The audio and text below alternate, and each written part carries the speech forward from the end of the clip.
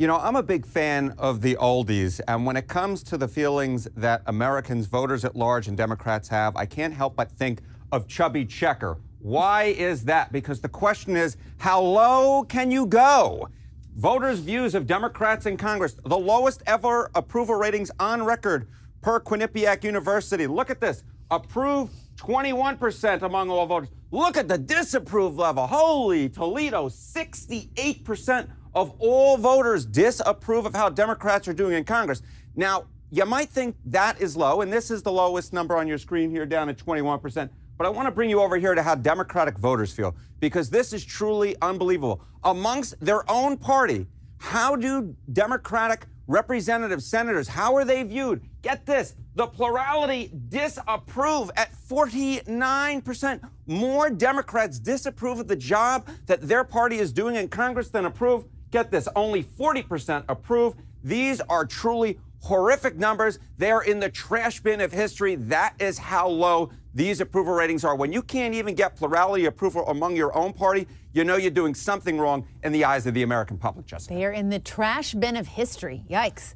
Yeah. Okay, so what do Democrats then want out of their congressional Democrats? Yeah, what do Democrats want from their own party, right? Yeah. Do they want them to agree with Trump more, or do they want them to oppose Trump more? Okay, Democrats in Congress oppose Trump too often, just 4%. How about the right amount? Just 19%. How about not enough? You don't have to be a mathematical genius to know that this is the largest number on your screen. 77% of Democratic voters say that their party in Congress does not oppose Donald Trump nearly enough. So you might be thinking to yourself, with this shutdown that did not actually happen, where the Democrats gave Trump and the Republicans the votes, I can tell you with pretty much no doubt that their party, at least in the American public, does not like that. They want them to fight Trump more. When you get 77% of your own party agreeing on something, you know that is the direction that they wish their representatives and senators in Congress in Washington actually went. Interesting. And had there been a government shutdown, would it have hurt Democrats among all voters? Right. So we're talking about the big question. Yeah, that's the big question, right? Because amongst Democrats, we know that they wanted their representatives and senators in Washington to fight Trump more. But what about the entire public? Because sometimes there's disagreements between those two sides, right? And if perhaps they had forced a shutdown, or they had not given Republicans the votes, that might have actually been something bad amongst the overall public, right? That might have backfired amongst the overall public.